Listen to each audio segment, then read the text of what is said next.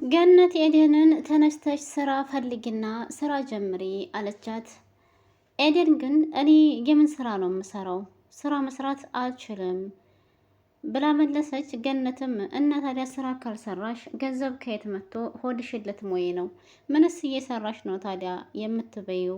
እያለች ጭቅጭቅ ጀምራለች። ኤደን ይሄ ቤት ሲጀመር ለእኛ አይመጥነንም። ቀን እንደዚህ ያደረጉን ማታማ አይጦቹ አያስተኙንም።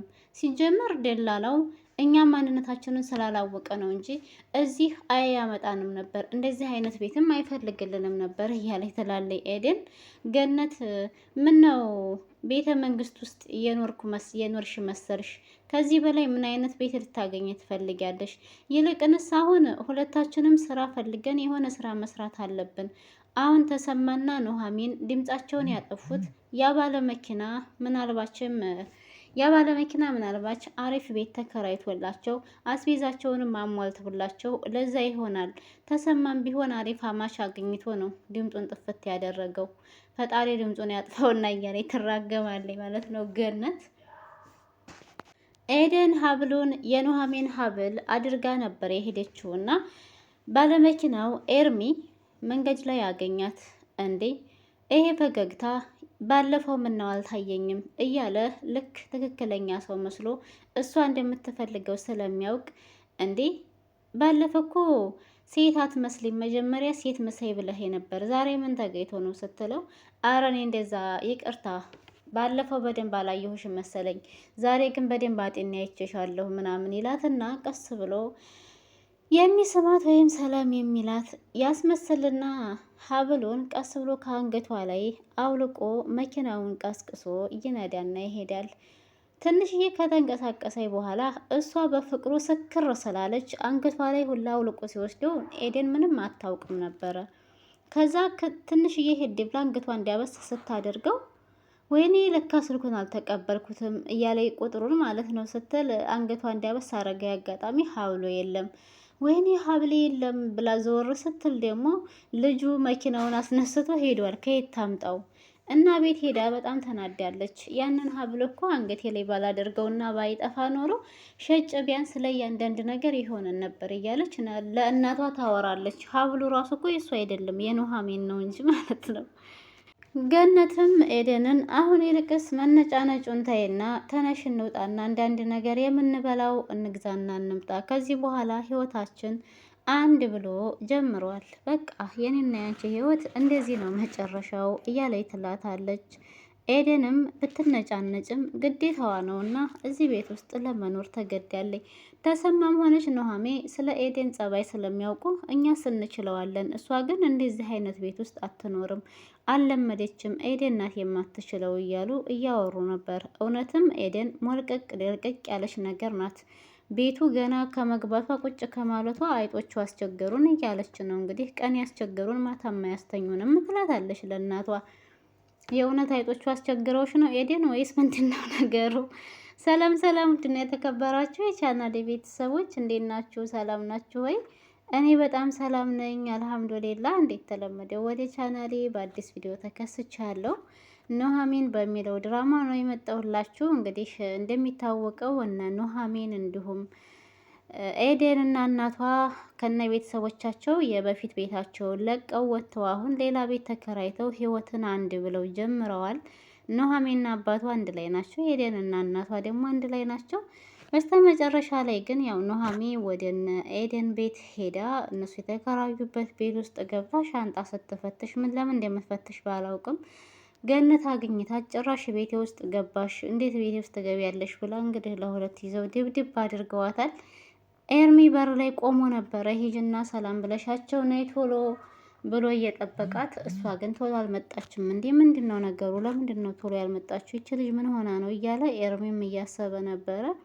ያው መጀመሪያም ግን ባትሄጂ ይሻላል ብሏት ነበር። እሷ ደግሞ ምን ነው ፈራህ ይደበድቧታል ብለህ ነው ወይ የፈራኸው ኤርሚ እያለችም ስትለው፣ እሱም ግን እውነትም አትሄጂ እንዳላት አልሄደች ብሆን ይሻላት ነበረ ኤርሚ ይህንን ነገር ሲናገራት፣ እሷ ግን እንደ ቀልድ አይታበት ተነስታ ሄዳ ነበር። ያው ብትሄድም እንደጠበቀችው አላገኘችውም። ሁለቱም ለምንድን ነው እኛ ቤት የገባሽው ብለው ድብድብ ፍራሽ ላይ ጥለው እንግዲህ ኑሐሚን ቅጥቅጥ አድርገዋታል። ገነትና ኤደን ማለት ነው። ኤደንማ ለመማታት ማን ብሏት መደባደብ ትወዳለች። እንኳን ይችን አገኝታና ኤደን እናቷን እንውጣና አንዳንድ ነገር ገዝተን እንምጣ በምትላት ጊዜ በዚህ ነገር አልተስማማችም። ከፈለግሽ አንቺ ህይወትሽን አንድ ብለሽ መጀመር ትችያለሽ። እኔ ግን በጭራሽ እዚህ ቤት ውስጥ ሆኜ ህይወቴን አንድ ብዬ አልጀምርም።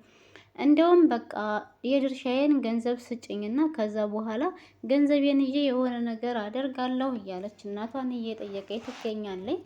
ገነትም ለልጇ ምን አባሽ ነው የምን ገንዘብ ነው የምትጠይቅኝ? ገንዘብሽ እኮ ተሳስቦ ተደማምሮ ለሁላችንም የደረሰን ገንዘብ ይሄ ብቻ ነው፣ እንደምታየው ነው። ስለዚህ ሌላ ገንዘብ ከየት አምጥቼ ነው የምሰጥሽ? አሁን ከዚህ ካለችው ላይ ላንቺም ቢሆን ሰጠውሽ ማለት በቃ እኔም ቤት ውስጥ አስቤዛ ማሟላት አልችልም እና የምን ገንዘብ ነው ገንዘብ ስጭኝ ብለሽ የምትጠይቅኝ ብላ እናሄቱም እንግዲህ በድጋሚ ግግ ትልባታለች። ልጅቷን ቢሆን ቀበጥ ነገር ናት፣ ምንም አትሰማም ማለት ነው። ገነት ማናት ኤደን ገነትም መኖር ከፈለግሽ መኖር ትችያለሽ፣ አልኖርም ካልሽ ግን መውጣትና መሄድ መብትሽ ነው። እኔ ከዚህ በላይ አንቺን የምቆጣጠርበትና የምጨቃጨቅበት አእምሮ የለኝም፣ በቃ ደክሞኛል አለቻት ለልጇ። ህፃኗ ልጅ ደግሞ እነ ኑሃሜ የተከራዩበት ግቢ በር ተዘግቶባት የነበረችው ልጅ በሩን ተከፍቶላት እንግዲህ ምግብ ሰጥተዋታል። ኑሃሜንም አንድ ነገር ልጠይቅሽ እስኪ እናቴ ስትመጣ ምንም ምግብ የላትም፣ ስለዚህ ትንሽ ምግብ እንድትሰጭኝ ብላ ስትላት፣ ኑሃሜ ግን እናቴ ስትመጣ ለእኔ ንገሪኝ እኔ ወስድላታለሁ፣ አንቺ ግን ከፈለግሽ አሁንም ቢሆን ጭማሬ ልሰጥሽ እችላለሁ አለቻት። እሷ ደግሞ ጭማሬ እንደማትፈልግ ነገረቻት። ያው ስለበላይ ማለት ነው። ከዚህ በላይ መብላት አልችልም ማለች። እሺ በቃ ለእናትሽ እኔ ራሴ ስመጣ ነው፣ እሷ ስትመጣ እኔ ራሴ ነኝ የምሰጣት፣ ምሳ አንቺ ብቻ አትሰቢ አለቻት። ኑሃሜ እሺ በቃ አመሰግናለሁ ትልና ኑሃሜን ህፃኗ ልጅ ወደ ቤቷ ትሄዳለች። ከዛ ከሄደች በኋላ ግን ያው መልሳ መታ ደግሞ አንዳንድ ወሬዎችን ስታወራቸው እናቷ አባቷ እንዴት እንደሆነ ስለ ቤተሰብ ጉዳይ ሲጠይቋት ያው አንዳንድ ነገሮችን ተናግራለች። እናቷ የሆነ ጥፋት ስታጠፋ ወይም እናትየዋ ሲጋራ ታጨሳለች፣ ሺሻ ታጨሳለች ብላለች። ያንን ስታጨስ ግን እኔ እቆጣታለሁ፣ ስቆጣት ደግሞ አንቺ አትቆጪ ትልና ትቀጠቅጠኛለች፣ ትገርፈኛለች፣ ክላሱም ውስጥ እየዘጋችብኝ ትሄዳለች። በረንዳ ላይም አንዳንድ ጊዜ ትጥለኝና አለቅሳለሁኝ እያለች የምትልበትም ጊዜ ነበረ። ድራማ ቢሆንም ግን ያው የልጅቷ ነገር በጣም ነው አንጀት የሚበላው። ምክንያቱም እናቷ የትም ስትሄድ በር ዘግታባት የምትሄድ ከሆነ ይርባታል። ብዙ ነገር አለ ቤት ውስጥ። እንዴት ህፃን ልጅ ላይ በር ተዘግቶ ይካሄዳል? ከባድ ነው። ውስጥ ላይ ምን እንደሚፈጠር አይታወቅም እና እያለች እያወራቻቸው ነበረ። የኑሃሚን አባት ሲጋራ እና ሽሻውን ሲሰሙ በፈጣሪ ለምንድን ነው እንደዚህ የምታደርገው እያለ ይላታል። ይቆጣል ማለት ነው። እሱ ደስ ስለማይለው ስለማይወድ ነው። የኑሃሚ አባት የሲጋራ ሲሻ ሲባል በጣም ነው የተቆጣው። ከዛ ልጅቷም እንግዲህ ምሳዋን በልታ ስታበቃ የበላችበትን ሳህኗን ቀስ እያለች እያጠበች ነበረ። ኑሃሚ እባክሽን ተይው እኔ እኮ አጥበዋለሁ አንቺ ለምንድን ነው የምታጥቢው? በምትላትም ጊዜ ኤደን ለእናቷ ሙዟን እየበላላች ከዚህ በኋላ የጋራ ህይወት ነው የምንኖረው ማለት ነው ወይ እያለች ትጠይቃለች። እና ታዲያ ልትሄጂ አሰብሽ? አዎ ከዚህ በኋላ የትም መሄጃ የለንም፣ አርፈሽ መልመድ ያለብሽ፣ ኪችን የለ፣ ሳሎን የለ፣ መኝታ ክላስ የለ አለቻት። ኤደንም እዚሁ በልተን እዚሁ ጠጥተን በቃ እዚሁ ነው ቁጭ የምንለው ማለት ነው እያለች ነው። አዎ እንደዚሁ ነው ቁጭ የምትይው፣ ህይወት ይቀጥላል። ኤደን እንግዲህ ቻዩ እዛኛው ቤት ውስጥ ተንደላቀሽ መኖር ለምደሽ አሁን በዚች የምን ማጎሪያ ነው የሚባል የምን ማጎሪያ በምታህል ክላስ ውስጥ ስትገቢ ጨነቀሽ ጠበበሽ። ያው ችግርሽን ስለሚያውቁ ግን እህትሽም እንዲሁም አባትሽ በጣም እያሰቡልሽ ነው። ያው በቀጣይ ክፍል ላይ ደግሞ አሪፍ ክላስ ተከራይተውላችሁ ለእናንተም ልክ እንደነ ኑሃሚን እነ ኑሃሚን ክላስ በጣም ትንሽ ናት፣ ግን ጽድት ያለች ናት። ይሄኛው የእነሱ ደግሞ ትንሽ የሆነ ነገር መስተካከል ያለበት ይመስለኛል እላችኋለሁ ቤተሰብ። ያው እንግዲህ በቀጣይ ክፍል ደግሞ ምን ይከሰታል? ኤደንና ገነት እነተሰማ ወደ ያሉበት ቤት ይሄዱ ይሆን ወይም የተሻለ ቤት ይከራይላቸው ይሆን ኤርሚ? ከዛ በኋላ ቤታቸው ሄደው ይኖሩ ይሆን ወይስ እንዴት ይሆናል የሚለውን አብረን የምናየው ይሆናል። ቤተሰብ ለዛሬ የነበረን ቆይታ ይሄን ይመስል ነበር።